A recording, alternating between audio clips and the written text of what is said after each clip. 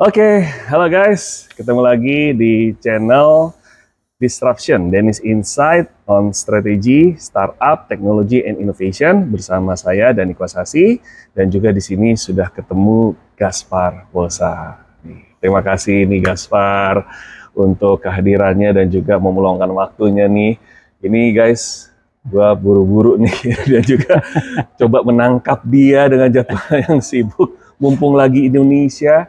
Dan apalagi ini sangat-sangat valuable banget nih ya, kalau boleh dibilang Gaspar ini gue udah kenal lama gitu ya, dan dia meniti karirnya tuh sungguh luar biasa. Sekarang beliau menjabat sebagai Global Innovation Director di Ericsson Sweden, headquarternya nih ya di Sweden. Ya. Oke, gimana kabarnya bro? Kabar baik, dan lagi baru habis cuti juga, jadi masih fresh. Makanya nih mumpung lagi ke Indonesia langsung ditangkap ya. Jadi terakhir kemarin udah ke gunung mana aja tuh? Udah. Ya, kemarin saya sempat ke Jawa sebentar ya, jalan-jalan antarin ponaan-ponaan naik gunung perahu. Kemudian ya explore Sumba yang ada bagian-bagian tertentu yang saya juga masih belum. Masih juga ada yang belum diekspor ya, di bagian-bagian. Mengunjungi keluarga yang di pelosok-pelosok ini juga. Jadi itu kan benar-benar indah dan eksotis ya. Ya. Gue tuh pengen banget ke sana ke Sumba. Ya. Nah ini uncle yang baik nih, wah keponakannya semuanya. Pokoknya kalau mandang uncle ini, apalagi kalau kemarin ceritakan kalau dalam budaya ya di Sumba itu, uncle itu sangat bertanggung jawab ya terhadap anak-anaknya dari kakak adik ya sebagai ponakan-ponakan. Sebenarnya itu kayak social safety net-nya si anak itu sama si uncle-nya. Jadi memang ada budayanya kami. Jadi contohnya, saya punya ponaan-ponaan yang namanya itu sama dengan saya. Nah itu saya punya tanggung jawab. Ya, itu saya punya tanggung jawab langsung dan besar sebenarnya terhadap mereka. Nah, itu role model juga ya. Jadi memang anak itu kita sebagai, dulu paman saya itu pilot di AURI, Angkatan Udara. Jadi itu menjadi role model juga bagi kita. Karena namanya di kampung ini kita nggak terlalu terbatas informasinya ya. Ini kalau di Sumba dulu tahun 80-an, itu kan terbatas sekali informasi. Jadi bagus juga instruktur ini kita bisa lihat, oh ternyata ada sesuatu di luar sana dan kita juga mampu ya kan, buat kita jadi percaya diri juga sebenarnya. Banget. Nah itu tuh pengen tahu juga nih ya teman-teman. Nah gimana lo bisa meniti karirnya nih sampai ke tingkat global nih? Dulu saya sih awalnya saya sebenarnya keterima di IPB sebenarnya, studi geologi sebenarnya. Dapat kayak PMDK dulu. Saya ingat dulu saya buat kayak esai dari bukunya Rachel Carson, Silent Spring. Kalau orang-orang yang kerja di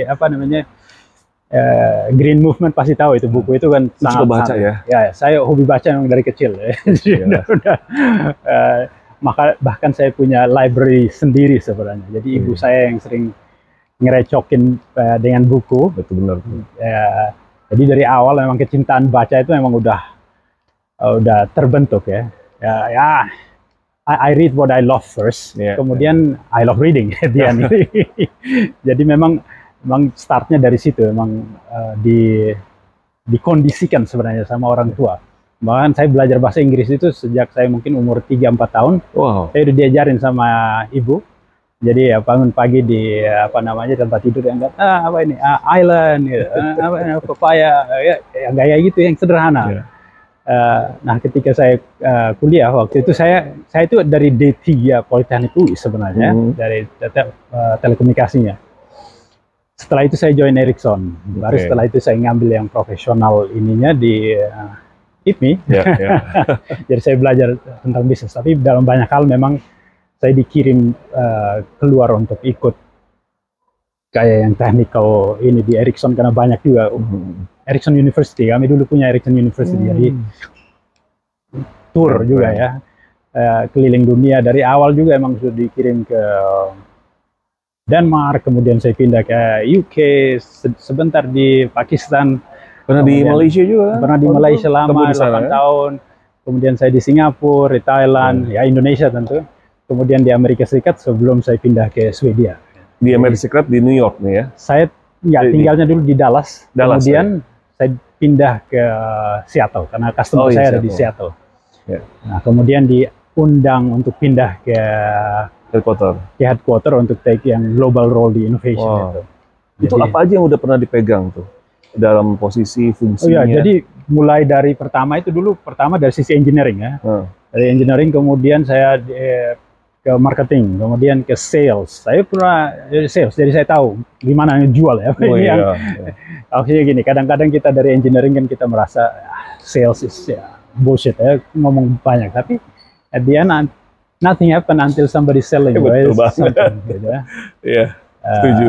Kemudian saya ya lebih banyak ke product management, ya makanya ujung-ujungnya ke innovation juga karena dari jumpnya dari situ.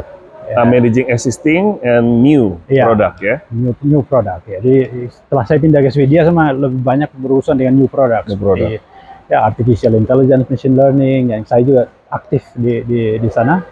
Ya blockchain, teknologi, quantum communication ya, yang kemarin baru dapat hadiah Nobel itu kan, itu idenya itu yang kami exploit gitu ya. Jadi sekarang saya lagi bangun dengan teman-teman di Eropa untuk bangun quantum key distribution di Swedia, kemudian nanti kita connect ke seluruh EU. Ini proyeknya European Union untuk secure communication infrastructure, sisi defense dengan infrastructure. Dengan quantum fisik. Iya, quantum fisik ya. Telecommunication dan quantum fisik. Ya, quantum communication kita quantum bilang. Communication namanya. Karena kalau di itu ada quantum komputer ya, kali itu kan tahu. Kemudian ada quantum communication, kemudian ada quantum sensor gitu ya. Juga misalnya kita lagi lakuin riset untuk gimana caranya bangun radio teknologi dengan memakai itu quantum sensor. Jadi penggunaan energinya itu bisa jauh lebih dikurangi ya, jauh lebih. Tapi juga secara efisiensi lebih cepat ya kan? Tinggi ya. Karena dia memang sangat-sangat bukan hanya mikroskopik lagi, udah sangat-sangat. Dia udah di level yang subpartikelnya itu. Subpartikel. Iya, jadi kita komunikasikan informasi itu dalam bentuk bit-bit itu. Tapi ini kan kita pakai qubit ya. Iya benar. Ini udah sangat-sangat seberberapanya lagi. Iya, bukan 0 dengan 1, tapi ya bisa 0 dan 1. Betul, udah 0 1. Jadi ingat itu film Ant-Man kan Quantumania kan ngomongnya tentang itu kan. Subpartikel lagi. Wah. Menarik sebenarnya. Menarik kita melihat apa namanya behaviornya partikel itu di level yang seperti itu. Nah, ada beberapa propertiesnya itu yang kita pakai untuk communication. Jadi misalnya non-cloning theorem. Jadi kalau ada yang pengen sadap, itu ketahuan karena wave functionnya drop gitu. Jadi kita ketahuan. Patternnya juga. Ya kalau sekarang kan kalau orang sadap itu sudah terjadi baru kita tahu bahwa kita telah disadap. Kalau ini pada saat disadap kita tahu. Nah ini karena kita tinggal dekat Rusia ya, jadi emang European Union memang fokus ya dari sisi geopolitical push-nya itu. Bahkan tadi dibilang untuk defense-nya ya, defensifnya itu ya. Dan untuk critical infrastrukturnya, critical infrastrukturnya. Ya. Itu semua Ericsson yang bangun. Ya, ada konsorsium, jadi kita dengan Coteho, kayak ITB-nya sana lah. Kemudian dengan Göteborg, dengan Linköping University, dan juga ada konsorsium beberapa industri yang membantu pemerintah sana untuk membangun quantum key distribution. Jadi kalau kita pakai key-nya itu, kita untuk secure communication, encryption dan sebagainya, itu kan pakai key, key exchange. Nah key itu kalau bisa di-intercept atau dirubah, itu kan jadinya bisa compromise informationnya. Jadi kita pakai quantum key distribution. Jadi kita pakai quantum. Ini disruption banget ini yang namanya quantum kan. Tapi sana udah sampai ke level mana nih kok ngomongin readiness levelnya? Ada dari 1 sampai 9 gitu. 1 tuh masih lab base ya kan. 9 tuh udah masuk komersialisasi. Kalau ini kita sudah mungkin di level 3, 4 gitu ya. Karena kita lagi implementasi ke real implementationnya. Karena kalau di lab sih saya udah main itu sejak 2 tahun yang lalu. Itu saya punya lab lagi ya. Kan biasanya tuh lebih lama lagi mungkin di lab itu udah semenjak dari 5 tahun, 10 tahun lalu. Itu pun saya kan yang labnya itu yang lebih praktikal ya. Kalau yang benar-benar basic risetnya itu udah lama juga. Theoretical sama base-nya ya. Biasanya kan butuh sekitar 10-20 tahun kan untuk dapat ini hadiah Nobel. Jadi istilahnya ide itu udah well known. Hanya ya sama seperti kita kayak kita buat fridge ya. Itu kan masalah termodinamika itu kan udah kita tahu.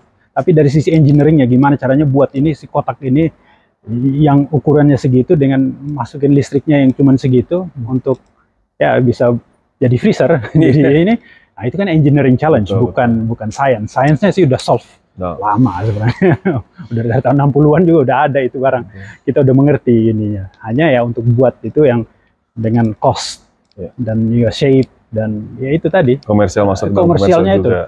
Itu yang challenge di situ. Nah, sama juga seperti quantum key distribution. Itu kalau di labnya kita sekarang itu masih ada yang cryostat itu yang berapa Kelvin itu yang benar-benar rendah sekali kan, supaya stable kan. Kalau nggak partikelnya jumping around ya susah gitu kan. Jadi itu yang tahap-tahap awal. Tapi sekarang sih dia udah di room temperature ya. Nah, jadi itu kan engineering. Itu gimana caranya buat dari yang dulu bulky satu box begitu, sekarang jadi cuma satu U aja kita bilang. Yang bisa dikontain ya. Nah, ya juga stabilize juga. Ya, stabilisasi. Karena error correctionnya itu yang penting kalau di quantum itu. Sama juga quantum computer. Sedikit perubahan sedikit perubahan suhu aja bisa itu ya berubah ininya. Jadi makanya kan kalau lihat sekarang misalnya Google bilang dia udah achieve ini quantum berapa qubit gitu ya. Ya, tapi itu kan masih banyak errornya. Wah, ini udah punya perbandingannya nih, udah tahu banget. Wah, itu kan sangat-sangat disruptif ya. Dan kalau sekarang nih berarti you're managing like a lot of things gitu kan ya, within your plate gitu, on your plate. Tapi kalau misalnya boleh dibilang sekarang nih ke depannya kira-kira what are the technologies that we must watch gitu? Ya, jadi kami punya, kalau kita pakai yang frameworknya McKinsey itu kan ada Horizon 1, Horizon 2, Horizon 3 ya. Kalau yang short termnya itu kami sekarang memang fokusnya di AI and machine learning ya, karena itu memang lebih business case-nya itu lebih jelas istilahnya. Ya. Cost-nya juga kita tahu. Udah banyak use case juga ya? Iya, udah banyak use case yang kita pakai di industrinya kita, kemudian di kantor juga. Kemudian teknologi-teknologi seperti blockchain itu ya, itu yang di Horizon 2-nya ya, kita lagi explore itu use case-nya. Kemudian yang kayak yang sedikit ke depan itu kayak ya 6G, kemudian 6G juga. Ya, malahan kalau yang di basic research-nya kita udah ada 7G-nya. Kalau 6G ada. Malah udah 7G. Ya. Jadi untuk belajar itu yang quantum propagasi ya, radio propagasinya. Radio propagasi. Jadi ya kita bagi-bagi lagi karena itu juga ada resikonya untuk dapat return-nya dan probability untuk kita gain something juga itu kita pisah-pisahin, karena ini funding ini juga salah satu challenge-nya ketika kita mau inovasi ya itu tadi kan duit, ujung-ujungnya duit, funding ya. Investment. Nah tergantung dari CEO-nya juga dan di level paling atas ini kan. Kalau mereka benar-benar cuma di measure short term, rata-rata ya mereka nggak terlalu, mereka ngomong inovasi tapi sebenarnya realitinya ketika mereka put resource and funding untuk kita melakukan inovasi itu ya. Dan itu ada seriusnya, kemudian fokusnya, prioritasnya, benar. Is how you put the money. Ya, kadang-kadang kan konflik dengan bisnis yang sekarang kita jalan ya. Portofolionya nah, itu gimana caranya kita buat struktur di mana inovasi ini dia bisa diproteksi, jadi nggak dimakan sama ibunya sendiri, kalau kita bilang gitu ya. Benar-benar. Karena kita orang-orang yang kerja di bagian inovasi juga ya, dalam banyak hal memang ya stres juga karena harus change manajemennya yang susah sebenarnya ya. Kalau dari sisi teknologi, karena kita ini engineering company, jadi nggak terlalu susah untuk explain the technicalities of a new technology. Itu nggak terlalu susah. Semua bahasanya udah sama lah ya, udah ngerti. Iya, hanya begitu change manajemennya itu decide on how much money that we should put. Itu yang biasanya kompleks. Itu itu yang nggak mudah sebenarnya. Untuk buy-in-nya. Terus changing mindset-nya. Itu yang lebih berat. Yang soft-nya itu yang sebenarnya lebih sulit untuk kita cover. Ya, seperti saya cerita ya, soal business model innovation ya. Kita biasanya kan cuman ya produksi barang kemudian kita jual ke operator seperti Telkomsel, Indosat gitu ya. Ini untuk merubah, misalnya kita punya ide untuk buat platform business model ya. Ini agak sedikit ribet ini karena susah untuk organisasi itu dengan kultur monolitiknya itu untuk ambidextrous, dua business model yang sedikit berseberangan gitu ya. Yang satu kita bisa lihat jelas, kalau saya jual 100 saya dapat 100 kali X gitu ya. Nah ini platform ini, apalagi ya mereka juga tahu ya Uber atau apa gitu kan. walaupun scaling dari sisi transaksinya goes up, tapi not necessarily profit scale up as well gitu ya. Unit of economics-nya itu yang mesti kita lihat ininya. Nah, itu yang hal-hal yang kita juga apa namanya kita tes juga untuk kita lebih mengerti gitu. Apakah ini feasible atau under what condition that we should not. Paling nggak kita nggak terlalu tahu what we should do, but we should know what we shouldn't really do because we have tried and it failed. Betul. Nah, itu tadi kalau dibilang ambidextrous gitu kan ya. Kalau baca bukunya di Invisible Company oleh si Alexander Osterwalder, dia yang merumuskan tentang business model canvas. Di bukunya itu di Invisible Company dia bilang bahwa ini sebenarnya ada dua fungsi yang harus dilakukan dalam sebuah perusahaan. CEO managing the existing business and even exploiting, ya kan, karena itu cash flow-nya ya kan, untuk menggaji orang, untuk operasional segala macam. And it holds around about mungkin 70 until 80% lah. Nah, tapi kalau misalnya nanti kelamaan ini bisa tergerus oleh karena persaingan dan yang lainnya. Jadi harus defending juga the business-nya gitu dengan improvement. Nah, tapi ada satu peran itu yang eksploratif. Itu peran dari Chief Innovation Officer. Dia yang semacam entrepreneur di internalnya nih, yang cari apa saja kira-kira potensi bisnis atau terobosan baru yang nantinya bisa berkontribusi terhadap revenue dari perusahaan. Nah, how do you see it itu? Kira-kira dalam pelaksanaannya seperti apa? Sama juga seperti di kami, fungsi-fungsi itu memang ada ya. Jadi sisi CEO dia biasanya fokus ke short term business as usual gitu ya. Kemudian ada Chief Innovation Officer-nya ya untuk melihat beberapa kesempatan yang mungkin dalam jangka medium sama long term itu yang kita harus explore. Hanya memang ya itu tadi kesulitannya itu dari sisi pengalokasian dana ya. Seperti yang Dani bilang tadi ya. Biasanya itu 80-20 gitu ya.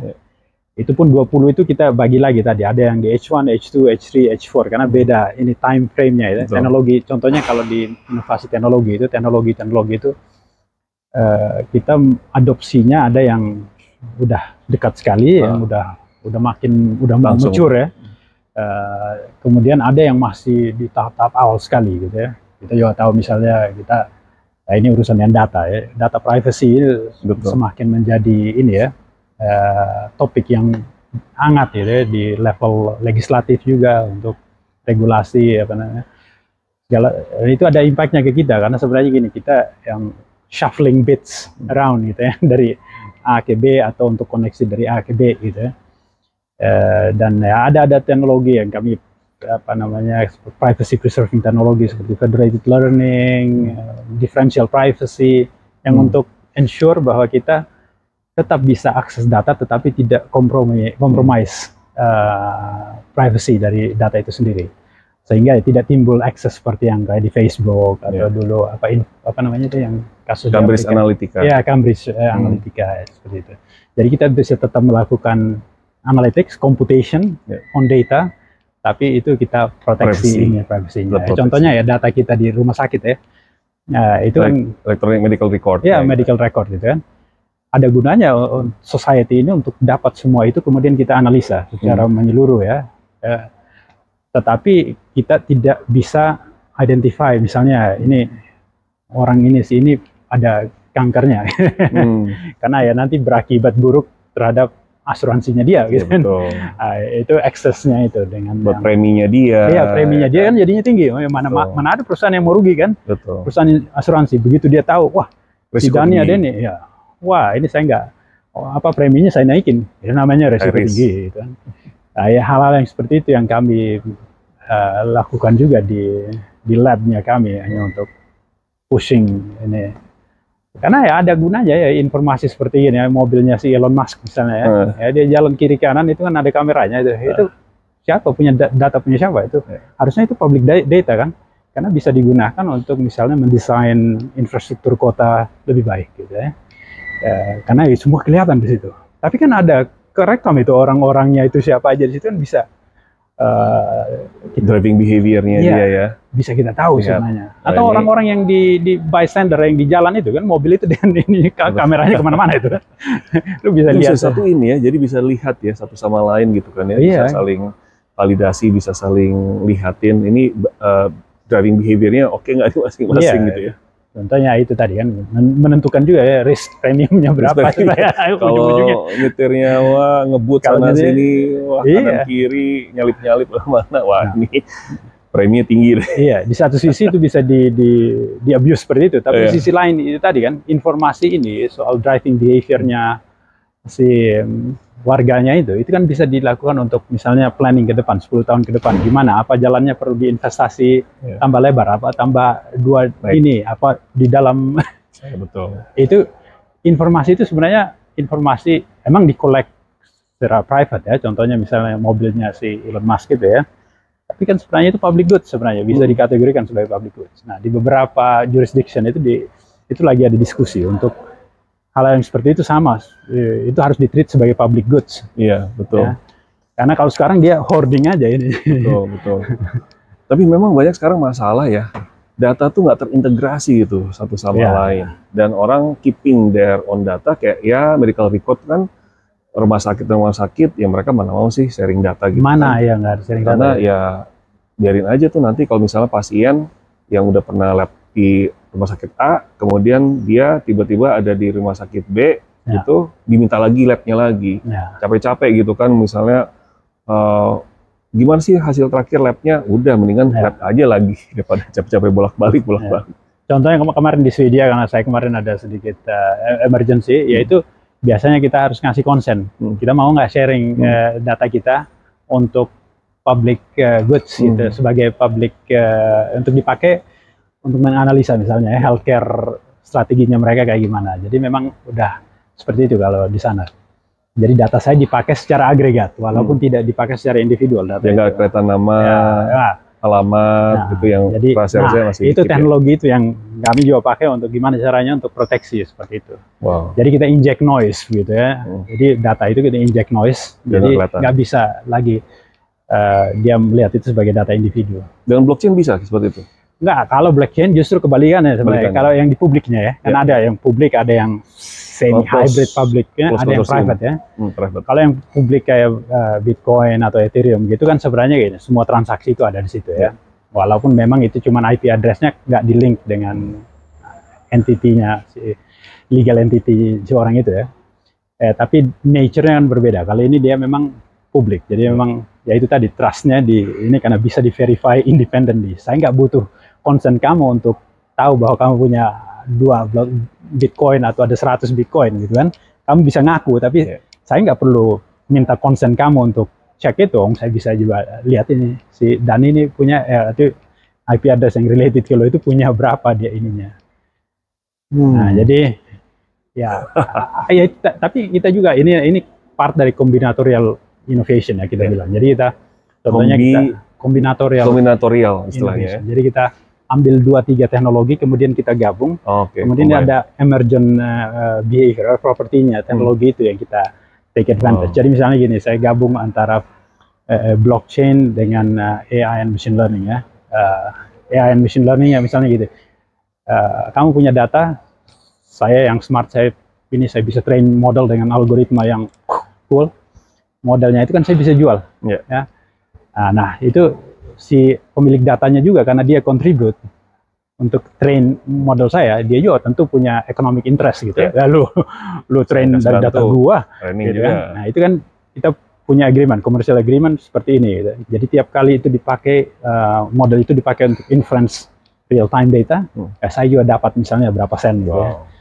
Nah itu kan bisa agreement antara 3 parties ini ya, si yang punya data, si pembuat ML modelnya, kemudian si end usernya itu yang pakai model itu untuk ya making better decision gitu, making better prediction. And involvement you can put on a blockchain, right? Taruh di smart contractnya. Jadi kalau transaksinya gini, si ini dapat ini, si ini dapat segini, si ini dapat segini. Ya mau pakai cryptocurrency apa ya itu pilihan aja. Ya. Nah itu kan jadinya transaksinya tuh udah benar-benar smooth, automatic gitu. Jadi nggak ada point of contentious transaction dan sebagainya, karena itu udah agree secara legal kayak gini, itu ditaruh di blockchain yang immutable, lu bisa verify independently tanpa lu harus tanya ke gua. Kalau sekarang kan kita modelnya pakai legal ini kan, ya kontrak gitu ya, bahwa ya I will do this, I will do this, I will not do this, I will not do this. Ya. You have the right to audit ya, untuk cek apa benar kamu lakukan seperti itu. Kalau nggak saya sue kamu gitu kan. Tapi kalau dengan teknologi ini kan udah bisa kita ini otomatisasi ini. Jadi ya mengurangi ini friction dari transaksi itu sendiri. Ini memang kalau ilmu ini pengetahuan tuh banyak banget. Saya suka baca, benar-benar praktisi, udah paling terdepan lagi nih. Apalagi kalau boleh dibilang ya, di Europe sendiri kan itu teknologi kan udah langsung depan mata nih yang paling depan gitu kan ya. Mulai dari biotek lah, tadi kuantum lah, kemudian juga blockchain lah. Indonesia mungkin adopsinya agak lama nih setelah dari adopsi yang udah dilakukan di West World ya, Western World gitu kayak Eropa atau Amerika gitu. Tapi memang pasarnya di sini sih. Jadi pasarnya itu ya. Karena masyarakat di sana masyarakat digital ya. Jadi mudah sekali ya, kalau apalagi yang inovasi digital ya. Itu mudah untuk dites awalnya di sana untuk gaining ini early feedbacknya itu. Contohnya di masyarakat di Swedia itu kan sangat-sangat highly digital, high speed-nya. Jadi mau tes sesuatu di sana itu biasanya Microsoft atau Google itu dia tes dulu di Swedia gitu kan, karena masyarakatnya lebih cepat digital, untuk ini ya. Dan mereka sangat terdidik juga ya. Ini karena hampir semua orang di sana terdidik, jadi nggak terlalu susah juga untuk memakai negara mereka itu sebagai testbed awal. Tapi emang kalau mau buat duit ya di sini ya, orangnya cuma 11 juta. Gitu ya. Pasar lagi kan kita. Iya. Nah, wah tadi udah banyak banget nih kita ngobrol kan ya. Jadi penasaran juga ya, kalau sekarang you're managing like a global team across country gitu ya. And then how big the size of your team kalau sekarang? Nah, tapi ini project based, karena sebenarnya kami cuma innovation leader. Kemudian kita pull resource-nya itu dari berbagai unit juga. Oh, cross ini ya. Ada beberapa matrix gitu. Ya, jadi kami di tim itu ada 11 orang. Rata-rata kami memang punya background, technical background semuanya rata-rata. Banyak yang sebenarnya banyak yang PhD di fisik sebenarnya. Jadi agak sedikit unik dan cewek semuanya rata-rata. Jadi ada kecenderungan apa? Jadi cuma ada situ kita 3 orang cowoknya. Oke.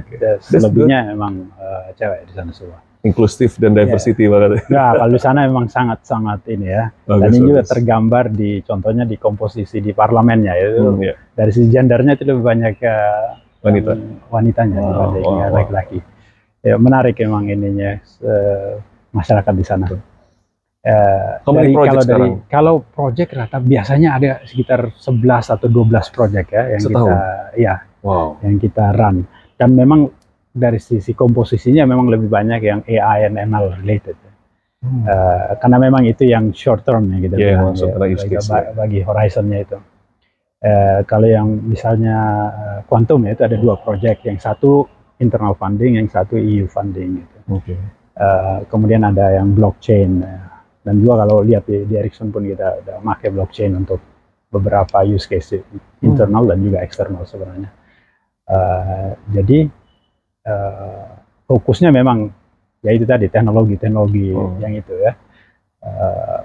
Tapi kalau yang teknologi yang udah mature itu ya udah bukan di kita hanya untuk ngetes yang baru aja yang masih belum kita pahami end to end ya, kemudian kami yang disuruh try this try that ya. We fail, we learn. Tapi juga berarti managing the investment-nya juga untuk setiap project-project ini. Iya. Kisarannya how big the investment? Jadi, managing? Saya nggak bisa disclose number-nya karena ini sensitif. Tapi biasanya kita pakai Pareto Principle sebenarnya. Ya, 80-20. Yang 80 itu biasanya kayak bisnis yang udah berjalan, kemudian 20 biasanya disisihkan untuk inovasi. Nah, kemudian dari situ lagi yang short term, medium term, sama long term ya itu lagi, apply lagi. 80% itu lari ke yang short term, medium term. Misalnya 20% itu lari yang ke long term seperti quantum gitu ya. Jadi model pendanaannya seperti gitu. Kalau di ini. Wow. Nah, itu eksperimen yang dilakukan tuh boleh cerita nggak? Kira-kira eksperimennya seperti apa? Mungkin kalau ada hal-hal yang nggak bisa disclose nggak apa-apa, nanti bilang aja. Tapi secara generiknya Jadi contohnya misalnya kita mau optimisasi si radio networknya ya, kita tes dengan berbagai macam algoritma, kita create model, karena ya ini tadi kan algoritmanya itu sendiri kan kalau di machine learning ya itu ada ribuan ya.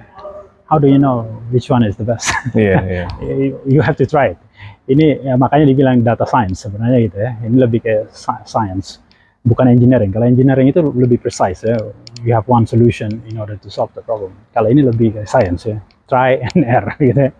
Jadi kita paling, kalau saya itu saya paksain itu anak-anak itu untuk paling tidak ya, I need to see 11 different try ya, pakai algoritma yang berbeda, hyperparameternya berbeda, ini paling nggak kita udah cek lah gitu.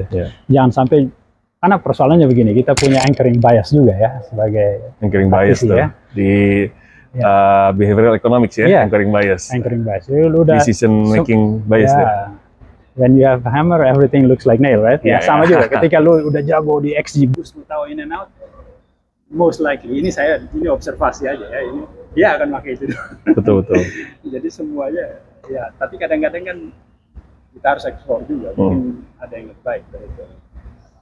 Jadi kita selalu push untuk ya, jangan satisfied dengan satu percobaan aja, tapi multiple try and error. Kemudian ya kita record juga learning-nya juga. Itu yang penting juga, kemudian kita diskusikan, itu kira-kira ada metode yang lebih baru lagi. Ya memang akhirnya emang harus banyak baca sih. Jadi paling tidak saya biasanya baca research paper itu satu research paper setiap hari. Itu, paper terus ya? Ya minimum ya, research paper. Ya. Karena untuk supaya kita tahu juga ya, karena ada yang juga kita generate beberapa IP ya, intellectual property dari kerjaan kita. Jadi kita banyak publish blogs, artikel, paper, ya banyak internal ya. Ada juga beberapa saya ini tentang blockchain juga ada. Udah kayak library aja nih. Iya, jadi sebenarnya memang kita ya baca, tahu, tes, biar lebih wise. We know which one that doesn't really work. Itu aja kan sebenarnya. Kalau baca aja yang awal, you have the knowledge. Betul. Ini kita nggak tahu kadang-kadang, makanya di konteks seperti apa ini yang benar-benar dia optimal. Atau paling nggak gitu, lebih banyak gitu di situasi seperti apa ini doesn't really work. Karena sebenarnya itu lebih robust itu knowledge. Betul. Things that doesn't really work. Kalau things that works nggak udah robust, fine ya. Tergantung ini, tergantung kondisi gitu dia bisa aja sukses. Tapi kalau yang gagal itu biasanya precise. Benar. Ini udah pasti karena absolut ya. Kalau gagal pasti absolut. Iya, jadi kita bilang itu lebih robust. Gitu. Iya benar. Kalau if something works gitu ya, ini kenapanya gitu kan? Kenapanya? Could be this, could be that. Gitu kan kadang-kadang gitu. Itu pelajaran menarik loh. Ya benar. Yang gagal itu biasanya itu precise. Jadi itu knowledge-nya itu lebih robust. Dan itu bias-biasnya lagi udah nggak ini ya, udah memang gagal gitu kan ya. Tapi kita wah ini karena apanya gitu kan. Wah, menarik banget nih. So you've been enjoying your role ya in the global company as managing innovation gitu kan. Fun dia, kan kita di measure berdasarkan failure-nya gitu. Sedikit berbeda dengan kalau dulu kan saya kerja di bagian yang biasa. Tapi kan kita di measure by success. Betul. Ini kita di measure by failure. Betul. Secara psikologis memang tertekan gitu. Karena siapa sih yang nyaman dengan kegagalan gitu. Sama dengan Pareto juga nggak kalau gagalannya itu?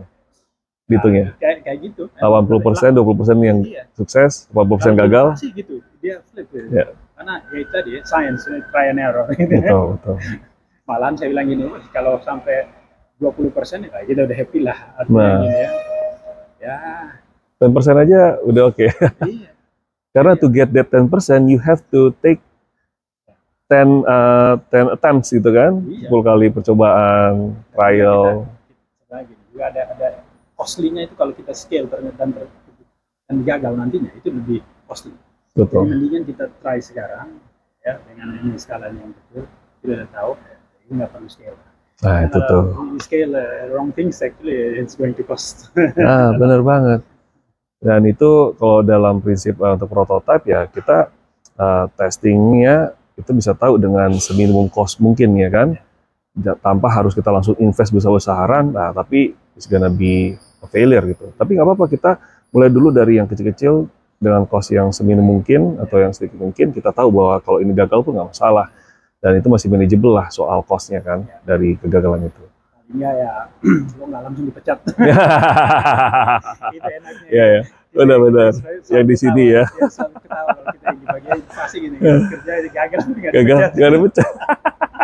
Coba kalau kerja di bagian aduh, repot. Malah di performance reviewnya tuh berdasarkan berapa kali gagal ya. Gitu. Enak banget ya. At least they know ya, you have tried. Oh, oke. Wah, aduh. Senang banget nih banyak ngobrol tentang inovasi, langsung dari expertnya, langsung yang praktisi, dan juga yang langsung melihat garda terdepan nih soal inovasi-inovasi yang sedang ngetren dan juga akan ngetren di dunia. Ya kan, ini satu kesempatan yang sangat-sangat emas banget ya, apalagi si tadi bicara nih banyak dagingnya nih dari Gaspar. Oke. Nah, thank you banget ya untuk kesediaannya lagi. Terima kasih ya. Semoga perjalanannya besok aman, kemudian juga have fun dan menikmati waktu cutinya di Indonesia dengan senang banget tentunya. Nanti kalau kapan gua kesana kita ketemuan ya. Just keep in touch lah. Oke, thank you banget. Oke, guys, kita nanti ketemu lagi ya dalam episode Disruption Dennis Insight on Strategy, Startup, Technology, and Innovation. Thank you. Yuk, bye.